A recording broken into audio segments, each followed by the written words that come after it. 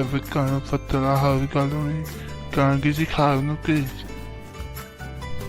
ଚାଚା ତମ ମୁଣ୍ଡରେ ବୁଦ୍ଧି କମିଗଲାଣି। ଆଜି କାଲିକା ଫ୍ୟାସନ କଣ ହେଲାଣି? ମୁଁ ପରା ଜିମ୍ ଯାଉଛି, ବଡି ମେଣ୍ଟେନ ରଖୁଛି, ଆଉ ତମେ କିଛି ଜାଣିପାରୁନ। ଆଗ କାଣ ଫତଲ କଥା କହୁଛୁ ନାତୁନି? ଇଏ କୋଉ ଫତଲ ଆଜିକାଲିକା ତମେ କରୁଛ? ଫସନ କୁହନ୍ତି ତାକୁ। ତମେ ଜମାରେ ପେଟକୁ ନୁହଁ, କିଛି ଜାଣିପାରୁନ। ତ ବୁଢା ହେଇଗଲାଣି ପରା। ଚାଚା ଆଉ କଣ ସବୁ ଭଲଟି?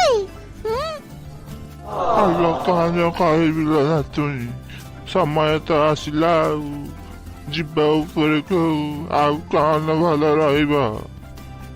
ଆଲୋ ଯୋଉ ଏଇ ଫ୍ୟାସନ କଥା କହୁଛୁ, ଆମ ସମୟରେ ସବୁ ତ ନଥିଲା। ମୋ ବୁଢ଼ୀ ଖାଲି ହଳଦୀ ମାଖି ହେଉଥିଲା।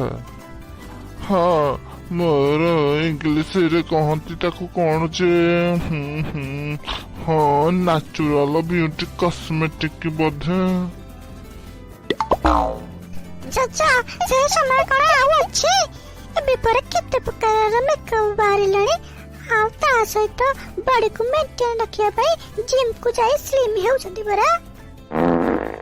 ଚାଚା ସେଇଟା କଣ ଥିଲା? ନାତୁଣି ସେଇଟା ପବନଟା ଯିବ ବୋଲି କହୁଥିଲା ତ ପଲ। ଆଲୋ ନାତୁଣି, ତୁ ଯୋଉ ବଡି ମେଣ୍ଟେନ କଥା କହୁଛୁ, ଆମ ସମୟରେ ବାଡ଼ି ବଗିଚାରେ ଚାଷ କଲା ସମୟରେ ସବୁ ବଡି ମେଣ୍ଟେନ ହେଇଯାଉଥିଲା। ସବୁବେଳେ ଚଲି ଚଲି ଯିବାକୁ ପଡୁଥିଲା। କଣ ଆଉ କରିବ? ଆଜିକା ଆଉ ଅଛି? ଆଜି ପା ସବୁ ପ୍ରକାର ସୁବିଧା ହେଇଗଲାଣି। ଗାଡି ମଟର, ବାଇକ, ଆଉ ଟ୍ରେନ, ବସ୍, ଜାହାଜ, ସବୁ ପ୍ରକାର ସୁବିଧା ହେଇଗଲାଣି। ତମେ ଯୋଉଥିରେ ଚାହିଁବ ସେଇଥିରେ ଯାଇପାରିବ। ଆଲୋ ନାତୁଣି, ତୋ ପାଠ ପଢା ଭଲ ଚାଲିଛି ତ? କଣ କିଛି କରିବୁ ବୋଲି ଭାବିଛୁ ନା ବାହା ହେଇକି ଶାଶୁ ଘରକୁ ଯିବୁ?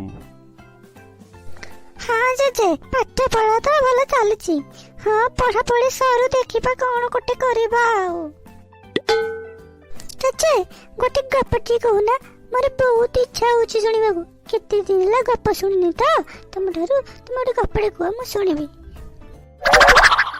ଗପ ଶୁଣିବୁ ନାତୁଣି? କେମିତିକା ଗପ ଶୁଣିବୁ? ଠିକ ଅଛି, ଗୋଟେ ଗପ କହୁଛି, ମନେ ଦେଇ ଶୁଣ। ଶୁଣିଲ ନାତୁଣି, ଗପ ଶୁଣିବାକୁ ଚାହୁଁଛୁ ପରା? ଗୋଟେ ଗାଁର ଶେଷରେ ଗୋଟେ ଚାଳ ଘରଟିଏ ଥିଲା। ସେଇ ଘରେ ଦୁଇ ସ୍ୱାମୀ ସ୍ତ୍ରୀ ରହୁଥିଲେ। ଜଣଙ୍କର ନାମ ରାଜୁ, ସ୍ତ୍ରୀଟାର ନାମ ହଉଛି ସୋପା। ତାଙ୍କ ସହ ତାଙ୍କର 3 ମାସର ଛୁଆଟିଏ ଥିଲା। ରାଜୁ ଆଉ ସୋପା ପ୍ରତିଦିନ 2 ମାଇଲ ଦୂରରେ ଏକ ଜମିଦାରର ଜମିରେ କାମ କରୁଥିଲେ। କାମ ସରିବା ପରେ ଜମିଦାର ତାଙ୍କୁ ପାରିଶ୍ରମିକ ଦେଉଥିଲା। ପ୍ରତିଦିନ 2 ଜଣ କାମ କରି ଘରକୁ ନିତି ଫେରୁଥିଲେ। ଦିନକର ସେମାନେ ତାଙ୍କର କାମ ସାରି ଘରକୁ ଆସୁଥିବା ସମୟରେ ବାଟରେ ଦେଖିଲେ ବୁଦାମୂଳେ ବାଘଟିଏ ମରିକି ପଡ଼ିଛି। ତା ପାଖରେ ତା ପିଲାଟି କାନ୍ଦୁଥିଲା। କିଏ ଗୋଟେ ଶିକାର କରି ଦେଇଥିଲା। ରାଜୁ କହିଲା, ବାଘ ପିଲାଟାକୁ ନେଇଗଲେ ଆମ ସହ ଭଲ ହୁଅନ୍ତା। ସୋପ କହିଲା, ବାଘ ପିଲାଟାକୁ ନବା କଣ ଠିକ ହବ? ରାଜୁ କହିଲା, ତାକୁ ଏକା ଛାଡ଼ିକି ଯିବା ଠିକ ହବନି, ଯାହା ହବ ଦେଖାଯିବ।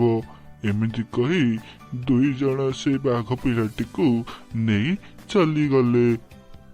ତାପରେ କଣ ହେଲା ଜେଜେ?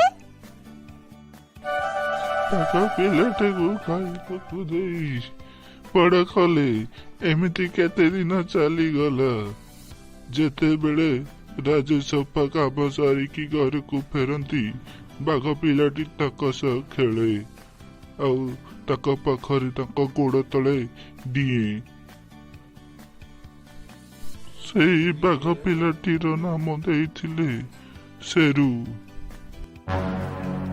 ଦିନକର କଥା କଣ ହେଇଛି ନା ରାଜୁ ଘରେ ନାହିଁ।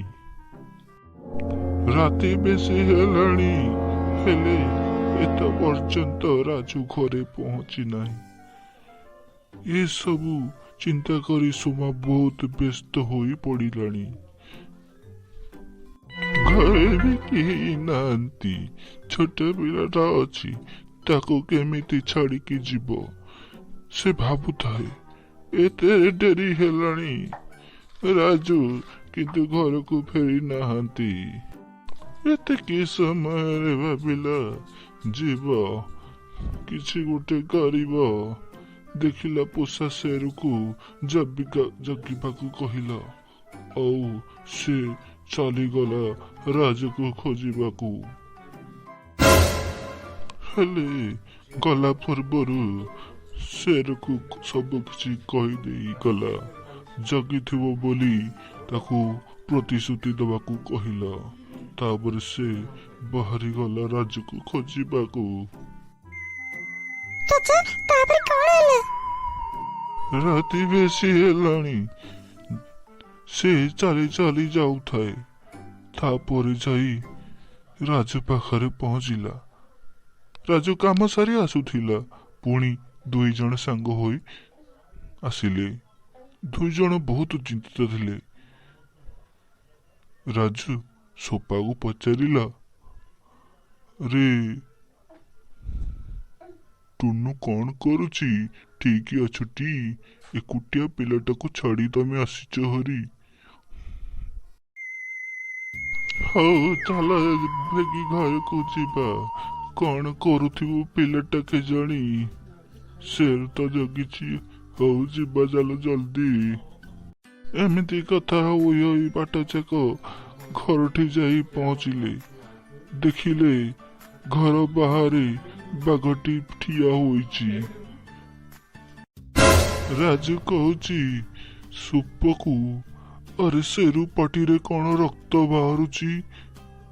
ହଁ ତ, ଆରେ ସିଏ କଣ ଆମ ଟୁନାକୁ ଖାଇଦେଲା କି? ଏସବୁ ଭାବିକି ରାଜୁ ପାଖରେ ପଡ଼ିଥିବା ଗୋଟେ ଖଣ୍ଡାକୁ ଉଠେଇ ଛାଡ଼ିଦେଲା। ସେ ଯାଇକି ସେରୁର ବେକରେ ଲାଗିଲା। ସେ କ୍ଷତାଘାତ ହୋଇ ତଳେ ପଡ଼ିଗଲା। ତାପରେ କଣ ହେଲା ଜେଜେ? ଘରକୁ ଯାଇ ଦେଖିଲା ବେଳକୁ ଟୁନା ଖଟରେ ସୁରକ୍ଷିତ ଅଛି, ଶୋଇଛି। ରାଜୁ ଦେଖିଲା ଯେ ତା ପାଖରେ ଗୋଟେ ବୃହତ ବଡ଼ ସାପ କ୍ଷତାକ୍ତ ହୋଇ ପଡ଼ିଛି। ଏହା ଦେଖି ଦୁଇ ଜଣ ଜାଣିପାରିଲେ ଯେ ସେ ପ୍ରକୃତରେ ସାପଟିକୁ ମାରି ଦେଇଛି। ତା ପାଟିରେ ସାପଟିକୁ ମାରୁଥିବାରୁ ତା ପାଟିର ରକ୍ତ ଲାଗିଥିଲା। କିନ୍ତୁ ଆମେ ଦୁଇ ଜଣ ଭୋକା ଥିଲେ, ଜାଣିପାରିଲେନି। ସତ କଣ ନ ଜାଣି ତାକୁ ଆମେ ମାରିଦେଲେ। ଏମିତି ବହୁତ ରୋଦନ କଲେ। ତାହେଲେ ନାତୁଣୀ, ତୁ କଣ ଏଇ ଗପରୁ ଶିଖିଲୁ? କିଛି କାମ କରିବା ପୂର୍ବରୁ ଭଲ ଭାବରେ ବୁଝିସୁଝି କରିବା ଉଚିତ। କଣ କହୁଛୁ? ହଁ ଜେଜେ, ମୁଁ ବୁଝିପାରିଲି। ଆମେ ଯାହା ବି କରିବା ତା ପୂର୍ବରୁ ଭଲ ଭାବେ ବୁଝିବା ସୁଝିବା ଦରକାର, ନହେଲେ ସବୁ ଆମର ଅନିଷ୍ଟ ହିଁ ହବ।